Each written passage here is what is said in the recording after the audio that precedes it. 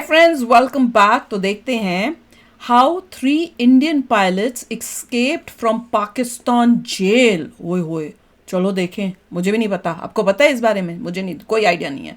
तो वीडियो शुरू करते हैं। वीडियो शुरू करने से पहले अगर आप चैनल पर नए हो और आपने अभी तक सब्सक्राइब नहीं किया तो जल्दी से पहले सब्सक्राइब के बटन और बेल आइकन को क्लिक कर लो ताकि आपको हमारे सारे न्यू वीडियोस के नोटिफिकेशन मिल जाएं जैसे हम अपलोड करें। अगर आपको वीडियो पसंद आता है प्लीज लाइक एंड शेयर। चलिए शुरू करते हैं। 13 अगस्त 1972 पाकिस्तान की रावलपिंडी जेल। रात का समय था और जेल में सब कुछ हर रोज की तरह नॉर्मल रूटीन चल रहा था। गार्ड्स अपना पेट्रोलिंग का काम कर रहे थे और प्रिजनर्स अपने अपने सेल में सो रहे थे। लेकिन उसी रात उसी जेल की सेल नंबर 4 में कुछ ऐसा हो रहा था जो आज अगर धुरंधर के डायरेक्टर आदित्य धर को पता चल जाए तो वो इस इंसिडेंट को लेकर धुरंधर का पार्ट 3 भी निकाल दे। बना दो भैया जल्दी। सेल नंबर 4 में 4 प्रिजनर्स को रखा हुआ था और इंडियंस। ये प्रिजनर्स कोई और नहीं बल्कि हमारे इंडियन फाइटर पायलट्स थे जो वॉर के दौरान पकड़े गए थे। और रावलपिंडी का ये जेल जहां उन्हें रखा गया था वो बहुत ही ज्यादा स्ट्रिक्ट था। लेकिन बावजूद इसके उस सेल नंबर 4 से उन 4 प्रिजनर्स में से 3 प्रिजनर्स उस रात गायब हो जाते हैं और किसी को कानो कान खबर भी पर एक क्यों रह जाता है?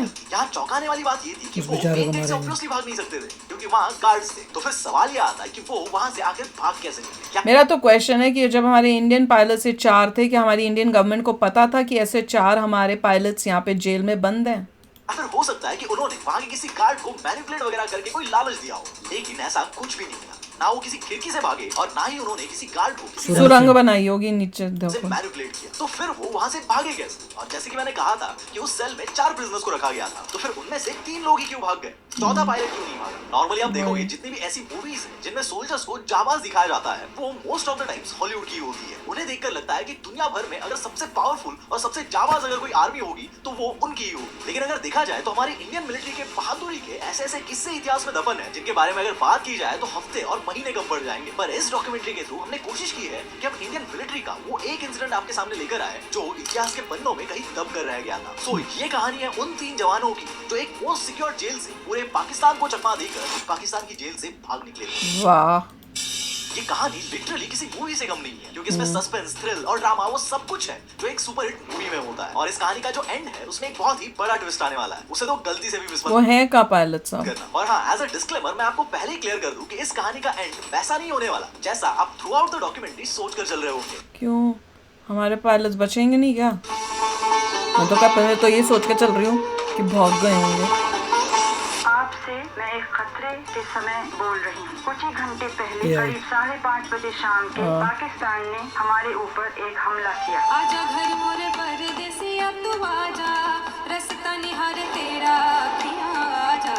आजा घर मोरे परदेसिया तू आजा, रास्ता निहार तेरा अखियाँ आजा। पाकिस्तान का मुस्तकबिल अब हिंदुस्तान तय करेगा। Why did you in the end surrender?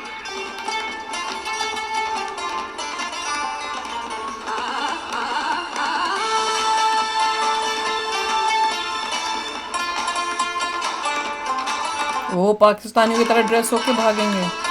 क्या चल क्या रहा है?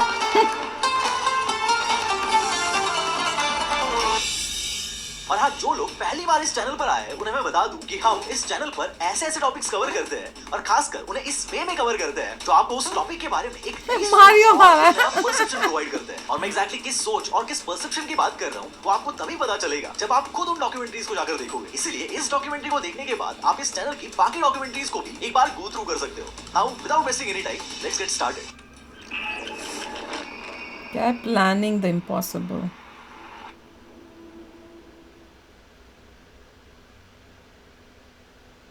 दिसंबर 1971 शाम का वक्त था और जो पाकिस्तानी एयरफोर्स है वो अचानक से हमारे 11 एयरफील्ड्स पर एक साथ अटैक कर दी। हमारे अमृतसर, पठानकोट, श्रीनगर, अवंतीपुर, उत्तरलाई, जोधपुर, अंबाला और आगरे के हवाई अड्डों पर बमबारी की। और यही से भारत और पाकिस्तान के बीच ऑफिशियली वॉर शुरू हो जाता है और अगले 13 दिन तक ये वॉर कंटिन्यू। इतनी हिम्मत हुई उनकी कि हमारे यहाँ आकर हमारे एयरबेसेस पे कर रहे हैं। हमने क्या किया इनका?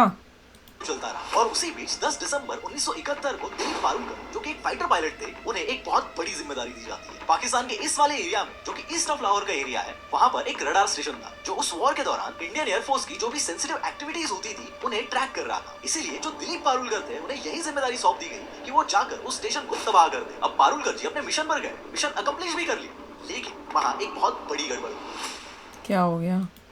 क्या हुआ कि उनका जो सुखोई एयरक्राफ्ट था उस पर वापस लौटते वक्त पाकिस्तान ने अटैक कर दिया। ओ, इसके चलते उनके प्लेन में आग लग गई और इसकी वजह से खुद को बचाने निकलना पड़ा, लेकिन इजेक्ट उन्हें करना। खुद को वहां से इजेक्ट करना पड़ा। अब हुआ यूं कि वो पैराशूट की हेल्प से उस प्लेन से बाहर निकले और सक्सेसफुली जमीन पर और लैंड पाकिस्तान में तो कर गए, लेकिन जिस जमीन पर वो लैंड कर गए वो हर बार actual यही में होता। भारत की नहीं, बल्कि पाकिस्तान की जमीन। हद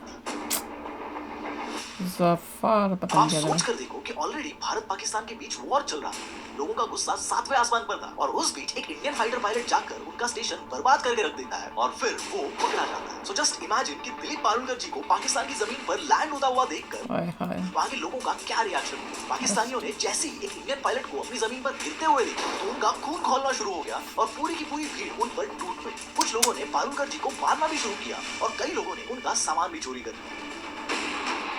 लेकिन थोड़ी देर में वहां पर पाकिस्तानी फौज पहुंच जाती है और हाय हाय। पारुलकर जी को वहां से ले जाती है ये कहकर कि ये इंसान पाकिस्तान के लिए जिंदा ज्यादा कीमती है। और अब यहाँ से ये कहानी एक नया मोड़ ले लेती है।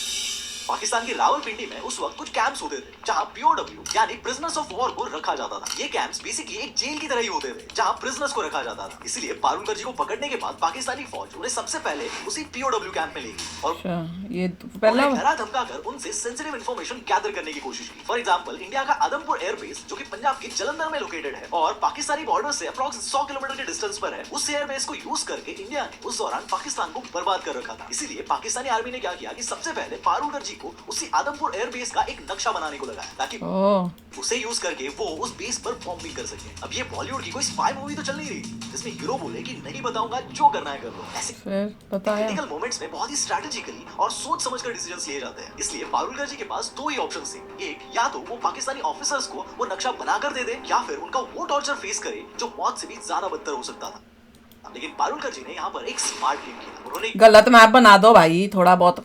क्या किया कि एक पेन पेपर उठाकर नक्शे का एक स्केच ड्रॉ कर दिया, लेकिन जो स्केच उन्होंने ड्रॉ किया वो आदमपुर एयरबेस का नहीं बल्कि मुंबई के सांता क्रूज एयरपोर्ट का था। इसी तरह तो उनको अगले कुछ दिन तक पाकिस्तानी आर्मी और इंडियन फाइटर पायलट्स जो कि टोटल 12 लोग थे जिन्हें पाकिस्तान की आर्मी ने कैद करके रखा था, उनके बीच ये फॉल्स इंफॉर्मेशन का खेल चलता रहा। ये फाइटर पायलट्स कुछ ना कुछ फॉल्स इंफॉर्मेशन देकर बहुत ही तो ये कौन से फाइटर पायलट्स थे जो बाकी तीन? और कई दिनों के इस सिलसिले के बाद दिन आता है 16 दिसंबर 1971। जिन्हें नहीं पता उन्हें बता दूं और पाकिस्तान को फिर से एक बार याद दिला दूं कि ये वही दिन था जब इंडियन आर्मी ने लिटरली पाकिस्तान के फौजियों की पतलूनें उतार दी थी।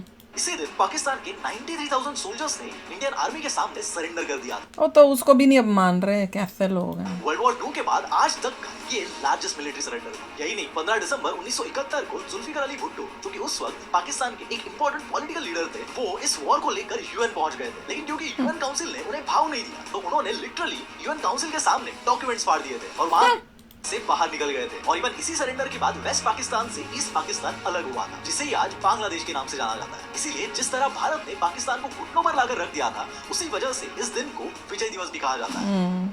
अब वॉर जीतने की वजह से हुआ यूं कि ये पूरी सिचुएशन भारत के फेवर में आ चुकी थी। एक तो हमें इनके जो सोल्जर्स थे इनको छोड़ना ही नहीं चाहिए था जब तक हमारा एक एक पायलट, एक एक सोल्जर पाकिस्तान नहीं या रिलीज प्रिजन करता। एक्सचेंज करो आप। हाँ, तभी छोड़ना चाहिए था ना। तरफ पाकिस्तान के 93,000 सोल्जर्स अपने घुटने टिकाए हुए इंडियन आर्मी के सामने सरेंडर थे और उधर पाकिस्तान के पास हमारे सिर्फ कुछ 500 सोल्जर्स ही सारों के सारे मंगवाने चाहिए थे कि भेजो। मौजूद थे। अब ये वॉर जब ऑफिशियली रोक दिया गया तब उसमें एक क्लॉज ये भी था कि दोनों देश कुछ स्पेसिफिक रूल्स के अकॉर्डिंग उन प्रिजनर्स ऑफ वॉर को छोड़ देंगे जिन्हें उन्होंने कैद करके रखा हुआ था। इसीलिए पारुलकर जी और उनके साथ जो लोग वहां पर कैद थे वो भी इस क्लॉज के अंडर रिहा होने वाले थे। लेकिन यहाँ बात ऐसी थी कि ये जो प्रोसेस थी उसमें एग्जैक्टली कितना टाइम लगेगा इसका कोई आइडिया नहीं था। खासकर ऐसी वॉर सिचुएशन टाइप की जो डिप्लोमेटिक प्रोसेस होती है उसमें कई बार महीनों लग जाते हैं और तो ठीक, उनके भी पकड़े रखो। कभी-कभार तो सालों साल भी लग सकते हैं। इसलिए पारुलकर जी को लगा कि अगर वो सिर्फ डिप्लोमेसी के भरोसे वहां पर बैठे रहेंगे तो उसमें बहुत टाइम लग जाएगा। तो ये फिर पहले ही भाग जाते हैं। और ट्रेनिंग के दौरान इन ऑफिसर्स को एज अ ड्यूटी ये भी सिखाया जाता है कि कभी अगर आप दुश्मन के हाथों पकड़े जाओ तो कोशिश करो कि आप वहां से एस्केप कर लो। इसलिए कैसे? पारुलकर जी ने अपने मन ही मन एक प्लान बना लिया। The escape plan. अपना ये रिस्कियस्ट प्लान वो बाकी पायलट्स के साथ भी शेयर करते हैं। हाँ, यहाँ कुछ लोगों को लग सकता है कि अगर ये सब लोग जेल में बंद थे तो फिर वो एक दूसरे के साथ अपनी प्लानिंग्स वगैरह कैसे शेयर कर पा रहे थे, और वो भी वहाँ से भाग निकलने की प्लान। तो देखो, भले ही वो जेल में थे, लेकिन क्योंकि अब वॉर ऑलरेडी खत्म हो चुका था, इसलिए उस जेल के ऑफिसर्स भी अब उन पायलट्स के साथ कंपैरेटिवली अच्छे से पेश आ रहे थे, क्योंकि वो कोई क्रिमिनल्स नहीं बल्कि प्रिजनर्स ऑफ वॉर थे। वैसे तो ये जो 12 पायलट्स थे, इन सबको अलग, ये कह रहे हैं पाकिस्तानी वो जो है कभी अच्छे हो सकते हैं। I don't think so. हमने कितनी मूवीज देखी है जिसमें दिखाते हैं वो किस टाइप के होते हैं। अलग अलग सेल्स में ही रखा था, लेकिन दिन में कुछ घंटों के लिए उन्हें एक दूसरे से मिलना अलाउड था। तो वो लोग क्या करते थे कि उस जेल का जो सेल नंबर 4 था उसमें बैठकर आपस में बातें करते थे, और उसी बीच जो पारुलकर जी थे वो अपना ये एस्केप प्लान बाकी पायलट्स के साथ भी शेयर करते हैं। लेकिन बाकी पायलट सोचते हैं कि यार वैसे भी भारत और पाकिस्तान गवर्नमेंट के बीच प्रिजनर्स ऑफ वॉर को लेकर बातचीत चल ही रही है, तो फिर क्यों ही कुछ दिनों के लिए यहाँ से भागने की कोशिश करके अपनी जान के साथ खेलना है। इसलिए वो लोग सीधा पारुलकर जी को मना कर देते हैं। लेकिन पारुलकर जी कहाँ मानने वाले थे। जेल की 4 दीवारों के अंदर रहकर उनका दम घुटने लगा था, और जैसे जैसे कैलेंडर पर तारीखें बदल रही थी वैसे वैसे उन्हें और भी ज्यादा घुटन महसूस हो रही है। और इसी बीच उनके जहन में दुनिया भर के अलग अलग आइडियाज आने लग गए थे कि वो कैसे वहां से बाहर निकले। और फाइनली वो अपना पहला प्लान बना।